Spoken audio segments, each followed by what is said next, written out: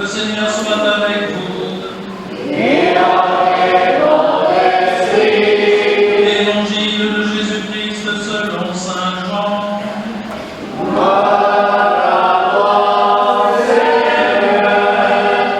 En ce temps-là, en sortant du temple, Jésus vit sur son passage un homme aveugle de naissance.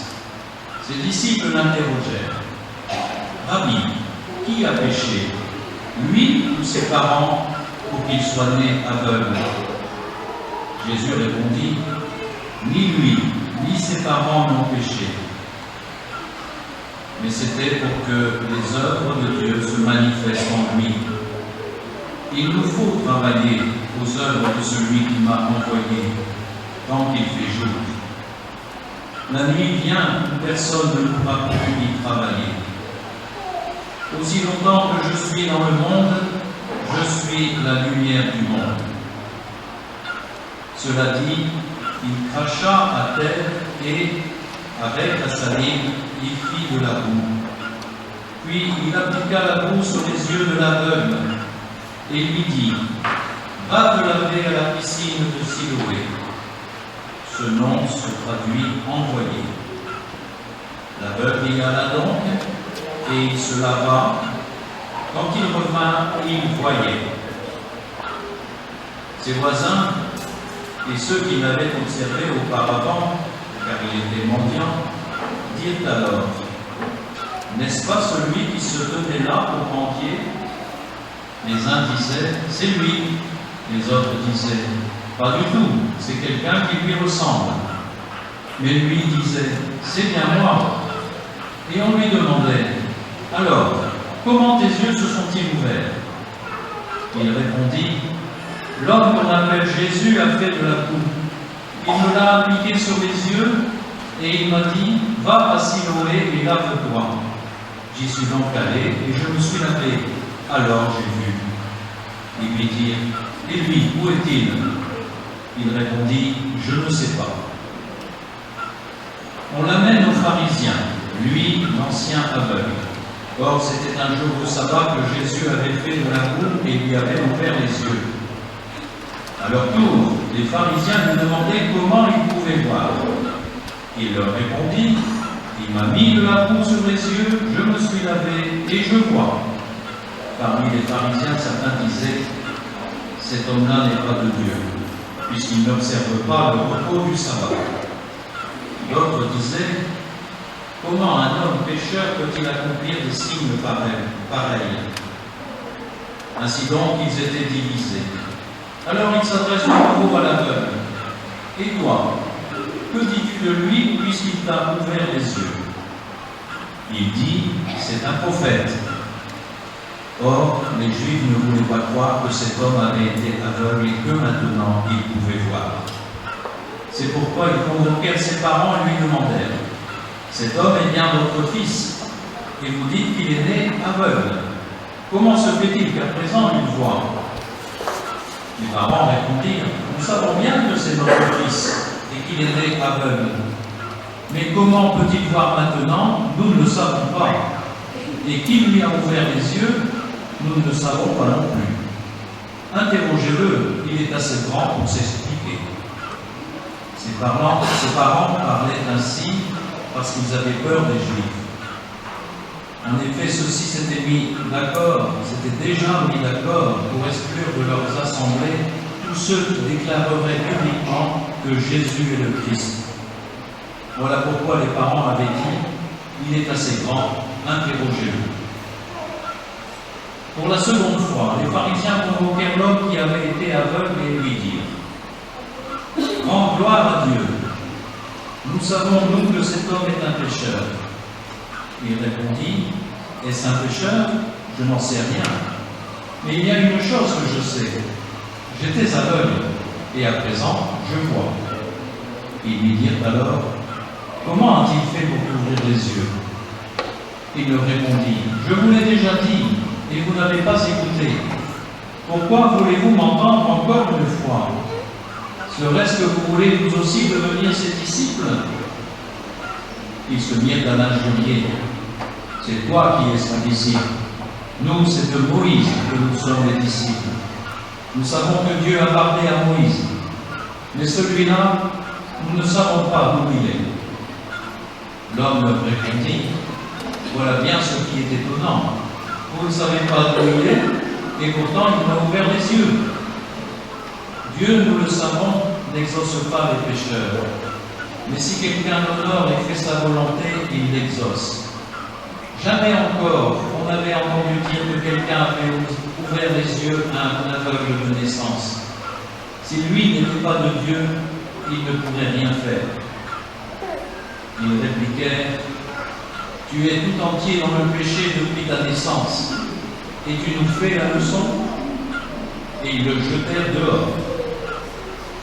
Jésus apprit qu'il l'avait jeté dehors. Il le retrouva et lui dit, crois-tu au Fils de l'homme? Il répondit, et qui est-il, Seigneur, pour que je croie en lui? Jésus lui dit, tu le vois, et c'est lui qui te parle. Il dit, je crois, Seigneur, et il se prosterna devant lui. Jésus dit alors, je suis venu en ce monde pour rendre un jugement, que ceux qui ne voient pas puissent voir, et que ceux qui voient deviennent aveugles. Parmi les pharisiens, ceux qui étaient avec lui entendirent ces paroles et lui dirent, serions-nous aveugles nous aussi? Jésus leur répondit, si vous étiez aveugles, vous n'auriez pas de péché. Mais du moment que vous dites nous voyons, votre péché demeure. Acclamons la parole de Dieu.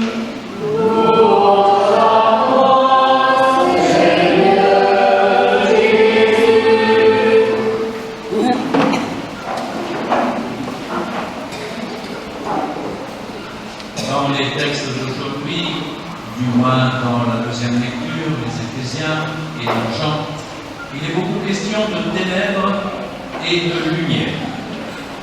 La lumière est du côté du Christ. Les ténèbres sont de notre côté.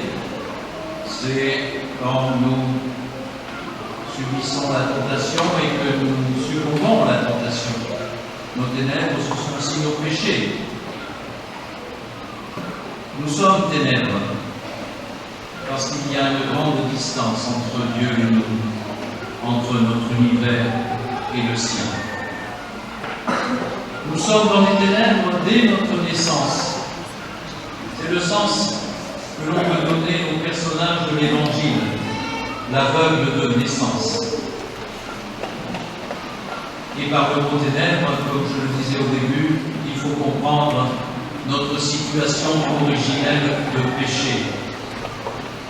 Mais c'est aussi nos limites, nos incapacités à nous réaliser comme nous le voulons, notre incapacité à trouver le chemin du bonheur, notre incapacité à rendre le monde plus habitable. Tout le bien que nous voudrions faire, nous ne le faisons pas. Nous en sommes incapables. Les ténèbres qui sont en nous nous en empêchent.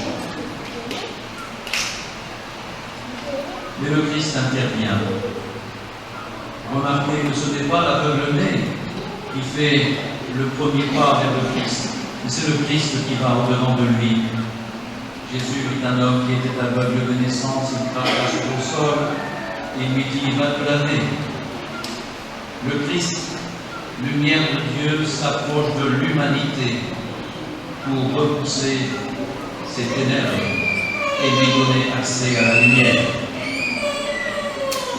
Se laisser illuminer, c'est passer dans la lumière du Fils de Dieu, c'est entrer dans son univers, c'est participer à sa joie et à sa vision du monde. Se laisser illuminer, c'est se mettre à la suite du Christ pour œuvrer avec lui et comme lui. L'aveugle a été guéri physiquement, mais ce n'est qu'une première étape. Ceux qui ont été mis au courant de l'événement, mis devant le fait accompli, sont scandalisés, incrédules. Ils mettent ce pauvre aveugle guéri à l'épreuve. Mais lui, il résiste, il crie la vérité. et ça va le conduire plus loin qu'il ne pensait. Sachant qu'on se mépris à lui, Jésus revient le voir. Il se révèle à lui. Il l'invite à la foi.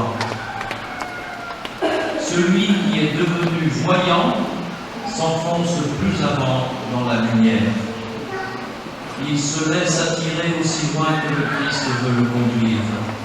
Il dit sa foi, « Je crois, Seigneur ». Le cheminement de l'aveugle de naissance évoque notre propre cheminement.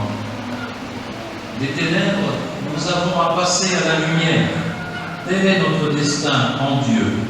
Dieu nous cherche. Dieu envoie son Fils lumière pour qu'à son contact, nous devenions lumière en lui. La lumière nous a déjà rejoints. Le baptême nous a été conféré. Et c'est un acte de lumière du Christ envers nous. Autrefois, ceux qui avaient été baptisés, on les appelait illuminés. La confirmation, l'Eucharistie, tous les sacrements sont à leur manière, chacun à leur manière, des actes du Christ porteur de lumière. Tous les sacrements nous font communier au Christ lumière. Notre illumination doit se poursuivre tout au long de notre vie, car c'est tout au long de notre vie que le Christ s'approche de nous. Il le fait de diverses manières. Sa parole, qui nous est proclamée chaque dimanche, sa parole est une offre de lumière. Ses appels qu'il fait entendre au fond de notre conscience